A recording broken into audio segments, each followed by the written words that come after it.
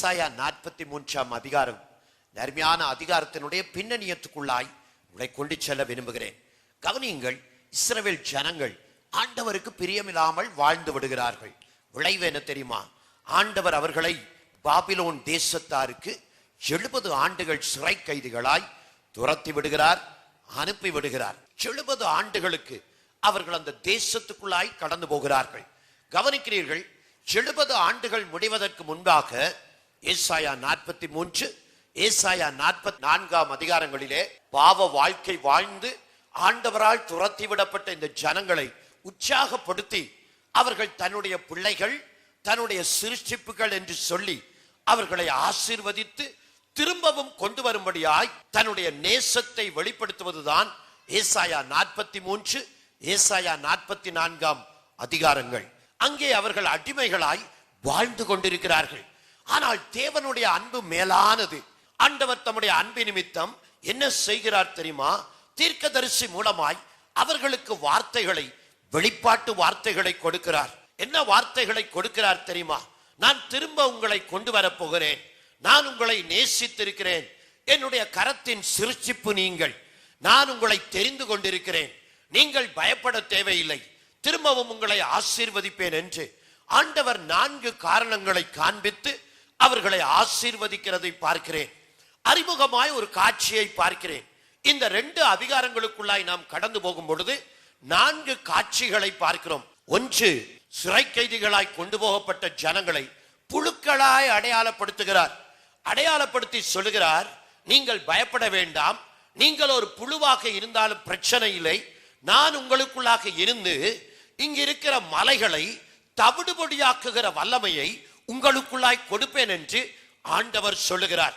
கவனியுங்கள், நான் திரும்ப சொல்லுகிறேன், புழுவை பார்த்து ஆண்டவர் சொல்லுகிறார், நீ மலைகளை பதரை போல சிதறடிக்க செய்வாய். மலைகளை சிதறடிக்க செய்கிற ஒரு வல்லமை புழுவாக்கிய உனக்குள்ளாய் இருந்து வெளிப்பட போகிறது, நீ பயப்படாதே என்று ஆண்டவர் அவர்களை உற்சாகப்படுத்துகிறதை வார்த்தை வெளிப்படுத்தி காண்பிக்கின்றது.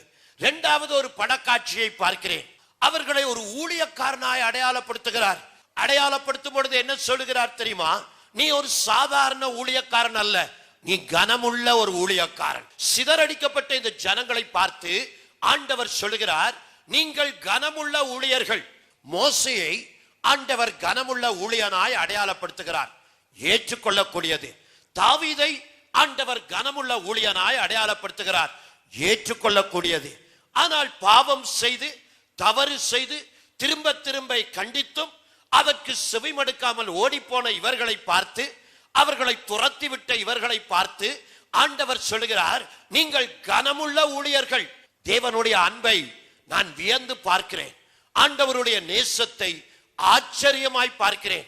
அவர்களுக்கு வாக்குத்தத்தம் பண்ணின கானானுக்குள்ளாய் திரும்பவும் அவர்களை கொண்டு வந்து ஆசீர்வதிக்கவே ஆசீர்வதித்து பலக்க பண்ணி அவர்களை கனப்படுத்த தேவன் வாஞ்சிக்கிற வாஞ்சையை ஆண்டவர் வெளிப்படுத்தி காண்பிக்கின்றார்.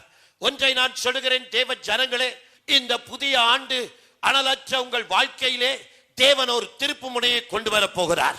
ஆண்டவருக்காய் எழுந்து பிரகாசிக்கத்தக்கதாய் சூழ்நிலைகளை மாற்றப் போகிறார். தேவனுடைய கரம் உங்களை ஈர்த்து இழுத்துக் கொள்ளப் போகிறது. ஆண்டவர் பிரசன்னத்துக்குள்ளாய் கடந்து வரப் போகிறீர்கள்.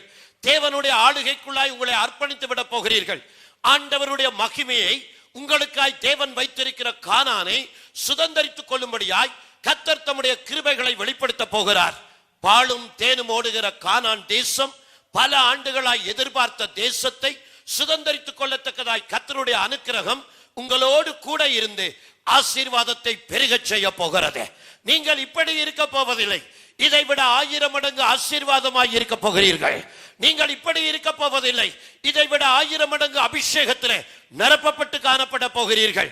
நீங்கள் இப்படி இருக்க போவதில்லை, தேவனுடைய அமைதி உங்களை எப்பொழுதும் நிரப்பி இருக்க போகிறது. கர்த்தருடைய அனுக்கிரக கரங்களை பிடித்து உங்களை வழிநடத்த போகிறது. எங்கே செல்வோம் என்று நீங்கள் இருக்க போவது கிடையாது. கர்த்தருடைய கரம் உங்களை வழிநடத்தும்படியாய் அவர் உங்களுக்கு முன்னாக கடந்து போவார். ஆண்டவர் சொல்லுவார், இதுதான் மார்க்கம், இதுதான் வழி என்று சொல்லி ஆச்சரியமாய் உங்களை வழிநடத்த போகிறார். நான் திரும்ப சொல்லுகிறேன், தேவ ஜனங்களே, வார்த்தையை சொல்லுகிறேன், பலத்தினாலும் அல்ல, பராக்கிரமத்தினாலும் அல்ல, தேவனுடைய ஆவியானவராலே ஆகும் என்று எழுதப்பட்டிருக்கிறது. கவனியுங்கள், மூன்றாவது ஒரு காட்சியை பார்க்கிறோம். வனாந்திரத்தை காட்சியாய் காண்பிக்கின்றார் ஆண்டவர். வனாந்திரத்தை காண்பிக்கும் பொழுது சொல்கிறார், வனாந்திரத்திலே அருமையான பூக்கள் பூர்த்து தண்ணீர் பாய்ந்து செழிப்பான நிலமாய் மாறும்படியாய் என்னுடைய கிருபையை வெளிப்படுத்துவேன் என்று ஒவ்வொரு அடையாள சின்னத்திற்கு பின்பாகவும் ஆண்டவர் ஆசீர்வாதங்களை பெருகச் செய்கிற தேவன் என்று வெளிப்படுத்தி அவர்களை உற்சாகப்படுத்துகிறதை பார்க்கிறேன். 2016 ஆண்டு இருள் சூழ்ந்து கொள்ளுகிற உலகத்திலே வெளிச்சத்தின் வெளிப்பாடுகளாய் உங்களையும் என்னையும் தேவன் வைத்திருக்க போகிறார். நாம் நடந்து போகும் பொழுது வெளிச்சத்தை பார்க்க போகிறோம். நம்மிலே ஜனங்கள் வெளிச்சத்தை பார்க்கும்படியாய் தேவனுடைய ஆவியானவர் நமக்குள்ளாய் ஒரு தீப்பந்தமாய் பற்றி எறிய போகிறார். நான் சாதாரண ஒரு வாழ்க்கையை சொல்லவில்லை. தேவன் ஒரு அசாதாரண வாழ்க்கையை இந்த புதிய ஆண்டிலே உங்களுக்காய் முன்குறித்து வைத்திருக்கிறார். ஆண்டவருடைய ஆசீர்வாதத்தின் நிறைவு உங்கள் வாழ்க்கையை நிறைக்க போகிறது. கர்த்தருடைய கரம் பராக்கிரமங்களை செய்யும்படியாய் உங்களுக்காக நீட்டப்படும் என்று பரிசுத்த ஆவியானவர் திருவிழம் பற்றுகிறார். கவனிக்கிறீர்கள், என்னுடைய 4வது படக்காட்சி என்ன தெரியுமா? ஒரு நீதிமன்றத்தை ஆண்டவர் காண்பித்து சொல்லுகிறார், வாருங்கள் வழக்காடுவோம்.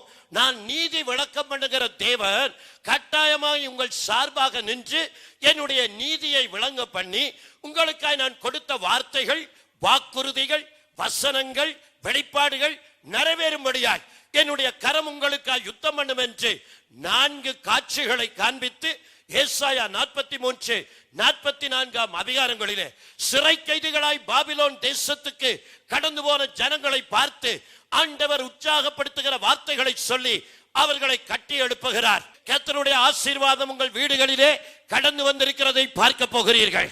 இங்கதான் கைதட்டிட்டு இருக்கிறீங்க, உங்க வீட்டில் அற்புதம் நடந்து கொண்டிருக்கிறது. ஆண்டவரை இங்கதான் மகிமைப்படுத்திக் கொண்டிருக்கிறீர்கள். ஆண்டவர் உங்கள் வீட்டிலே தேவனுடைய கிருபையை வெளிப்படுத்திக் கொண்டிருக்கிறார். பல ஆண்டுகளாய் தடைப்பட்ட வாசல்களை கர்த்தருடைய கரம் உங்களுக்காய் உடைத்து திறக்க போகிறது. தேவனுடைய மகிமையை அனுபவிப்பீர்கள். சாதாரண தேவனுடைய கிரியைகள் அல்ல, பலத்த தேவனுடைய கிரியைகள் உங்களுக்காய் வெளிப்பட போகிறது. அதைத்தான் கர்த்தருடைய ஆவியானவர் இந்த நாட்களிலே வெளிப்படுத்த போகிறார். ஏசாயா 43 அதிகாரத்துக்குள்ளாய் முதலாவது குறிப்பாய் முதல் 7 வசனங்கள். என்னுடைய முதல் குறிப்பை பார்க்கிறேன். ஆண்டவர் வார்த்தை என்ன சொல்லுகிறது தெரியுமா? இஸ்ரவேல் ஜனங்கள் எகிப்திலிருந்து வந்த பொழுது ஆண்டவர் அவர்களுக்கு ஈடாக எகிப்தையும் எத்தியோப்பியாவையும் சேபாவையும் கொடுத்தாராம். அந்த முதல் 7 வசனங்களிலே ஆண்டவர் இப்படிப்பட்ட ஒரு வார்த்தையை சொல்கிறார், நான் உங்களுக்கு ஈடாக பதிலாக உங்களை மீட்கும் பொருளாக எகிப்து தேசத்தை மீட்கும்படியாய் கொடுத்தேன். கவனியுங்கள், இதுதான் அந்த வார்த்தையினுடைய அர்த்தம். என்ன அர்த்தம் தெரியுமா? இஸ்ரவேல் ஜனங்கள் 430 ஆண்டுகள் எகிப்து தேசத்திலே அடிமைகளாய் காணப்படுகிறார்கள். ஆண்டவர் சித்தப்படி அந்த ஆண்டுகள் முடியும் பொழுது ஆண்டவர் என்ன செய்கிறார் தெரியுமா? தன்னுடைய ஜனங்களை மீட்கும்படியாய் ஆண்டவர் என்ன செய்கிறார் தெரியுமா? எகிப்தையே அழித்து போடுகிறார். அடிமைத்தனத்தில் இருந்து ஆண்டவர் தன்னுடைய ஜனங்களை விடுதலையாக்கும்படியாய் ஆண்டவருக்கு ஒரு தேசம் முக்கியமாய் தெரியவில்லை, ஆண்டவருக்கு தன்னுடைய ஜனங்கள் முக்கியமாய் தெரிந்தது. எப்படியாவது தன்னுடைய ஜனங்களை விடுதலையாக்க வேண்டும், அவர்களை கானான் தேசத்துக்குள்ளாய் கொண்டு வந்தாக வேண்டும். அதற்கு என்ன செய்கிறார் தெரியுமா?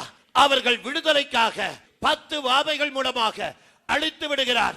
அது மட்டுமல்ல, அவர்கள் சிவந்த சமுத்திர மார்க்கமாய் போகும் பொழுது ஆண்டவர் அவர்களை உலர்ந்த தரை மார்க்கமாய் கொண்டு சென்றார். அதோடு நின்று விடவில்லை. யார் அவர்களை பின்தொடர்ந்து வந்தார்களோ பார்வோனும் அவனுடைய சேனையையும் அதே சிவந்த சமுத்திரத்துக்குள்ளாய் ஆண்டவர் அவர்களை அழித்து விடுகிறார். கவனமாய் கேட்கிறீர்கள் தேவ ஜனங்களே, ஆண்டவர் இப்பொழுது சொல்லுகிறார், ஒரு புதிய விடுதலையை, பழைய விடுதலையை யோசித்து பார்க்கிற உங்களுக்கு ஆண்டவர் சொல்லுகிற வார்த்தை என்ன தெரியுமா? இப்பொழுது நீங்கள் பாபிலோனிலே சிறை கைதிகளாய் இருக்கிறீர்கள். முதல் எகிப்திலே சிறை கைதிகளாய் இருந்தீர்கள், விடுதலையை அனுபவித்தீர்கள். இப்பொழுது பாபிலோனிலே சிறை கைதிகளாய் இருக்கிறீர்கள். அங்கிருந்து உங்களை நான் விடுதலையாக்கி ஒரு புதிய விடுதலையை நீங்கள் அனுபவிக்கும்படியாய் நான் கிருபை செய்ய போகிறேன் என்று ஆண்டவர் அவர்களுக்கு ஒரு வார்த்தையை, வாக்குறுதியை கொடுக்கிறார். ஒரு புதிய விடுதலையை நீங்கள் அனுபவிக்கும்படியாய் என்னுடைய கரத்தை உங்களுக்காய் நான் நீட்டப் போகிறேன் என்று கர்த்தருடைய கரம் அவர்களோடு பேசுகிறதை பார்க்கிறேன். நான் இப்படி யோசித்து பார்க்கிறேன், ரட்சிக்கப்பட்டிருக்கிறீர்கள், அபிஷேகத்தை பெற்று விட்டீர்கள், ஞானஸ்நானத்தை எடுத்து விட்டீர்கள். ஆண்டவரோடு 1 ஆண்டு, 2 ஆண்டு, 3 ஆண்டு, 4 ஆண்டு கடந்து வந்தாயிற்று. இப்பொழுது படிப்படியாய் உங்களுடைய கிறிஸ்தவ வாழ்க்கையிலே காணப்படுகிற அந்த உற்சாகம் உங்களை விட்டு தனிய ஆரம்பித்திருக்கிறது. நீங்கள் அந்த முந்தைய போல ஆண்டவரோடு இருக்கிற அனுபவத்திலே அந்த முந்தைய மகிழ்ச்சி காணப்படவில்லை.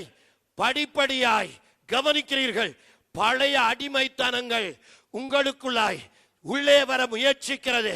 ஆனால் வாழ்க்கையிலே மாற்றம் இல்லாதபடிக்கு அவைகள் உங்களை ஆண்டு கொள்ள முயற்சிக்கிறது.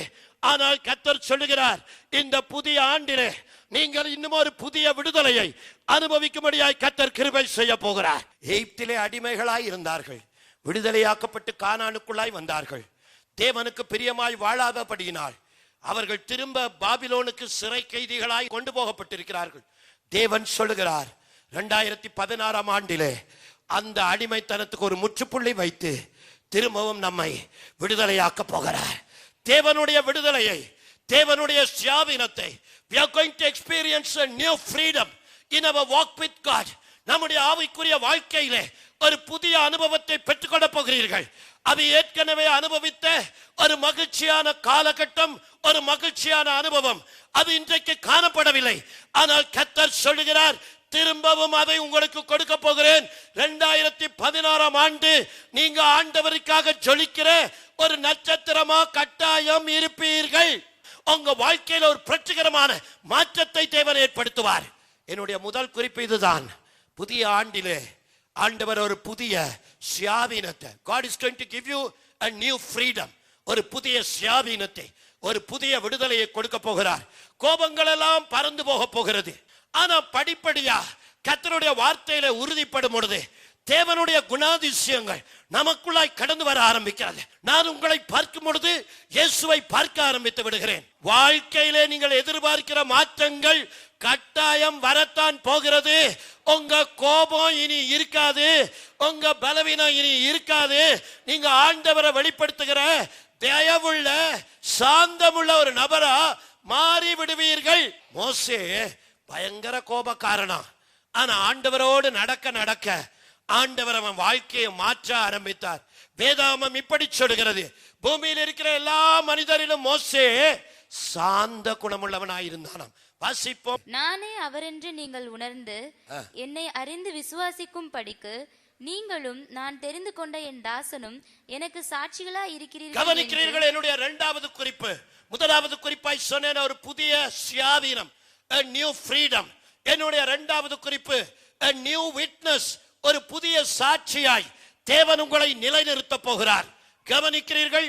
தேவன் சொல்லுகிறார், இந்த புதிய ஆண்டிலே தேவனுக்காய் சாட்சிகளாய் நிற்கும்படியாய் தேவன் உங்களை, உங்கள் வாழ்க்கைகளை மாற்றி ஆசீர்வதிக்க போகிறார். 2 காரணங்கள் சாட்சிக்கு தேவை. முதலாவது என்ன தெரியுமா? உங்க வாழ்க்கையே ஒரு சாட்சியாய் மாறுகிறது. ஆண்டவர் இஸ்ரவேல் ஜனங்களை பார்த்து சொல்லுகிறார், நீங்களே எனக்கு சாட்சிகளாய் இருக்கிறீர்கள்.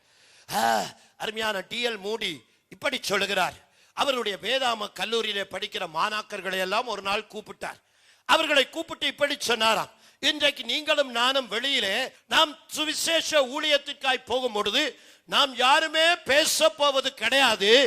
தேவையானால் யாராவது கேட்டால் மட்டும் எதையாவது கேட்கிறவர்களுக்கு பதில் சொல்லும்படியாய் பேசுவோம் என்று சொன்னாராம். அவர் என்ன அர்த்தப்படுத்துகிறார்? அவர் சொல்லுகிறார், நீங்கள் தெருவிலே நடந்து போகும் பொழுதே உங்களை பார்க்கிறவர்கள் இயேசுவை பார்க்க ஆரம்பித்து விடுவார்கள். Even as you walk, your life will reflect Jesus. உங்க வாழ்க்கை இயேசுவை பிரதிபலிக்க ஆரம்பித்து விடும். யோசித்து பாருங்கள் தேவ ஜனங்களே, ஆண்டவர் சொல்லுகிற வார்த்தை, நீங்கள் இருக்கிற சூழ்நிலையிலே, உங்களை சூழ வர இருக்கிற குடும்பங்கள், உங்களுடைய நண்பர்கள், உங்களுடைய அயலகத்தார், உங்களுடைய உறவினர்கள், அவர்கள் உங்கள் வாழ்க்கையை பார்க்கும் பொழுது ஆண்டவருக்கு சாட்சியாய் வாழுகிற ஒரு வாழ்க்கை நிலை உங்களுக்கு காணப்படுகிறதா? ஒரு சாட்சி கேட்க போகிறோம். என் பேர் மைக்கேல் செபாஸ்டியன் ராஜா. நான் ரயில்வேல பணிபுரிகிறேன் மற்றும் ஆர்மிலையும் இருக்கிறேன். எனக்கு டிசம்பர் மாசத்துல எனக்கு ஒரு ப்ரமோஷன் வர வேண்டி இருந்துச்சு. ஆண்டவருக்கு நான் காணிக்கை தான் கொடுத்துருந்தேன், நான் தசமம் கொடுத்ததே கிடையாது. நவம்பர் மாசம் தசமம் பார்த்து குறித்து பேசினாங்க. அப்ப ஆண்டவர் எனக்கு வெளிப்படுத்தினா, நீ தசமமாக கொடு, கட்டாயம் அந்த ப்ரமோஷன் உனக்கு கிடைக்கும்னாரு. டிசம்பர் 1ஆம் தேதி நான் ஆண்டவருக்கு தசம்பாகம் கொடுத்துட்டு ஐயா இடத்துல ஜெபம் பண்ணேன். பாருங்க, அந்த ப்ரமோஷனுக்காக ஆர்டர் மூவ் ஆனிச்சு. ஆனால் அநேக தடைகள். அந்த டிசம்பர் மாதம் 2015 வாங்கினா எனக்கு அநேக பெனிஃபிட் கிடைக்கும். ஆனால் 2016 வாங்கினா எனக்கு பெனிஃபிட் கிடைக்காது. நான் எவ்வளையோ போராடி நானும் என் மனைவியும் ஜெயிச்சுட்டு ஐயாட்ட சொல்லுவோம். சபையார் எல்லாம் ஜெயிச்சாங்க. 16ஆம் தேதி ஐயா சபையிட்ட சொன்னாங்க, கர்த்தர் இந்த மகனுக்கு அர்ப்பணம் செய்வாரு, அந்த சாட்சியை நீங்க கேட்பீங்கன்னு சொன்னாங்க. பாருங்க, அந்த டிசம்பர் 29ஆம் தேதி ஆர்டர் ரிலீஸ் ஆயிடுச்சு. நான் போய் 29ஆம் தேதி ஜாயின் பண்ணேன். நாளைக்கு நான் டியூட்டிக்கு போகணும். கர்த்தர் அற்புதம் செஞ்சார். மெயினா நான் ஆண்டவருக்குன்னு ஒப்பு கொடுத்து அவர் சொன்ன வார்த்தையை நினைங்க நான் தசமாக கொடுத்தேன். அது மாத்திரம் நான் உண்மையா இருந்தேன். கர்த்தர் பெரிய காரியங்களை செஞ்சார். அருமையான ஒரு சாட்சியை கேட்கிறோம். ஆண்டவர் வார்த்தைக்கு செவிமடுத்தார். என்ன நடந்தது தெரியுமா? 31ஆம் தேதிக்குள்ள ப்ரமோஷன் கிடைத்தாதான் பதவி உயர்வு, லட்சக்கணக்கான ரூபாய்கள் பெனிஃபிட்ஸ் இருக்கிறதாம். 29ஆம் தேதி காலையில அவர் போன் பண்றார் எனக்கு இரவு, பாஸ்டர் எனக்கு வர வேண்டிய ஆர்டர் இன்றைக்கு வந்து விட்டது, கர்த்தர் ஒரு அற்புதம் செய்து விட்டார். காடஸ்டானம் இறக்காய் 2 நாள் தாமதித்திருந்தால் எத்தனையோ லட்சங்களை அவர் இழந்திருக்க வேண்டும். நான் ஒன்று சொல்கிறேன், கவனியுங்கள். நம்முடைய வாழ்க்கையே தேவனுக்கு சாட்சியாயிருக்க வேண்டாம். ஆண்டவர் சொல்லுகிறார், இந்த புதிய ஆண்டிலே உங்கள் வாழ்க்கைகள் தேவனுக்கு சாட்சியாய் இருக்க தேவன் கிருபை செய்ய போகிறார். வாழ்க்கையில் ஏற்படுகிற மாற்றங்கள், அந்த மாற்றங்களை ஜனங்கள் அவதானித்து பார்க்க போகிறார்கள். பார்க்கிற ஜனங்கள் இயேசுவை நோக்கி ஓடி வர போகிறார்கள். நீங்கள் போகிற திருச்சபை, நீங்கள் ஆராதிக்கிற தேவனை அடையாளப்படுத்தி கேட்க போகிறார்கள். ஆச்சரியமாய் இருக்க போகிறது. கர்த்தர் இன்றைக்கு உங்களுக்குள்ளாய் இந்த வார்த்தையை கேட்கும் பொழுது ஊழியம் செய்ய வேண்டும் என்ற ஒரு பாரம், ஊழியம் செய்ய வேண்டும் என்ற ஒரு தாகம், ஊழியம் செய்ய வேண்டும் என்ற ஒரு வாஞ்சையை தேவன் உங்களுக்குள்ளாய் விதைத்து விட விரும்புகிறார். ஏதோ உங்களுடைய உத்தரவாதங்களோடு ஆண்டவருக்காகவும் சாட்சிகளாய் காணப்படும்படியாய் கர்த்தருடைய ஆவியானவர் விரும்புகிறார். ஒன்று, இந்த புதிய ஆண்டிலே தேவனுக்காய் நீங்க சும்மா போக போறதில்லை. உயிருள்ள நாட்கள் எல்லாம் ஓடி ஓடி உழைத்திடுவே, அழைத்தீரே உம் சேவைக்கே, அழைத்தீரே உம் சேவைக்கே, அதை நான் மறப்பேனோ எஜமானனே, எஜமானனே, என் இயேசு ராஜனே. ஆண்டவர் சொல்லுகிறார், இத்தனை ஆண்டுகள் இல்லாத ஒரு அனுபவம், ஆண்டவருக்காய் ஒரு புதிய சாட்சியாய் உங்கள் வாழ்க்கை காணப்பட போகிறது. இந்த புதிய ஆண்டிலே அநேகர் உங்கள் மூலமாய் தேவனுடைய ராஜ்யத்துக்குள்ளாய், தேவனுடைய திருச்சபைக்குள்ளாய் ஈர்த்து கொள்ளப்பட போகிறார்கள், இழுத்து கொண்டு வரப்பட போகிறார்கள்.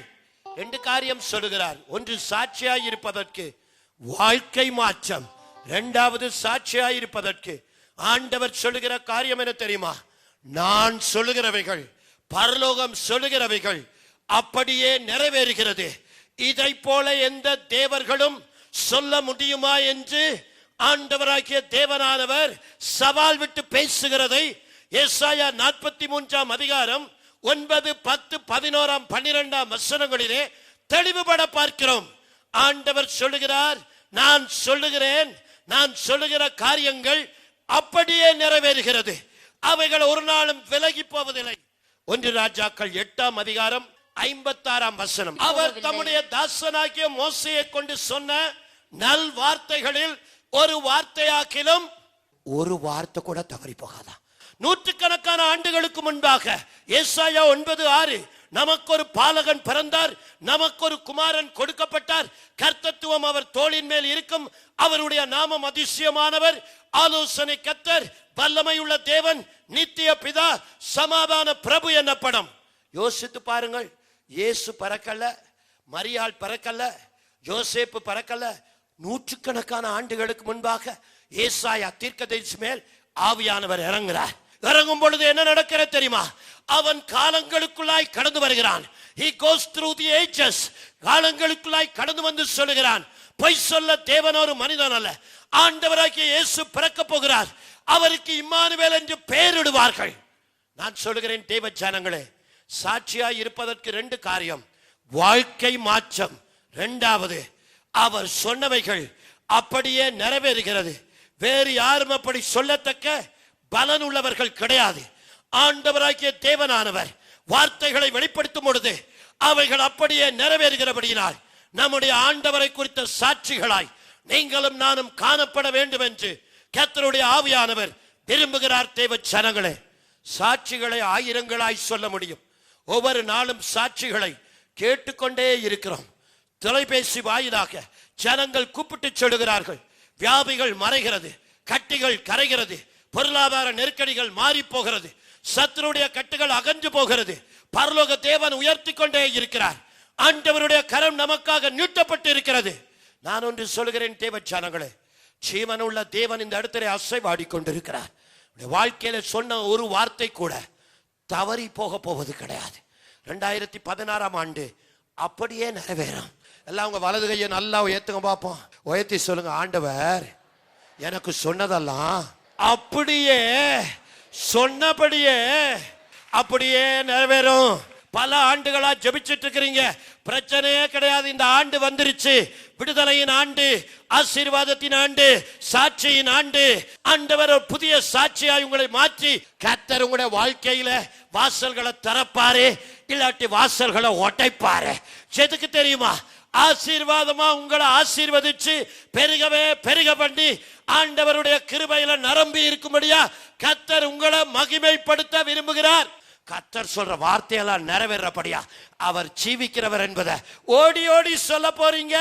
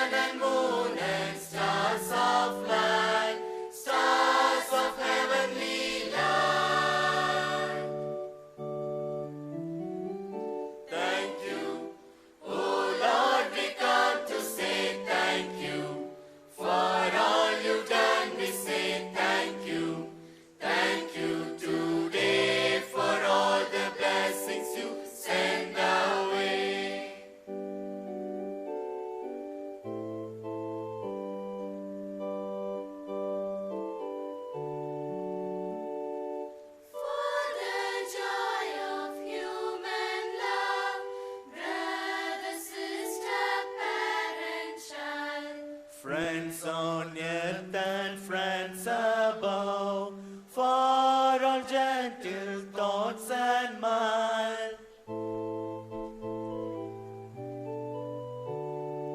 for thyself best gift divine, to a race so freely due, for the great, great love of thine, peace on earth and joy in heaven, endless joy in heaven.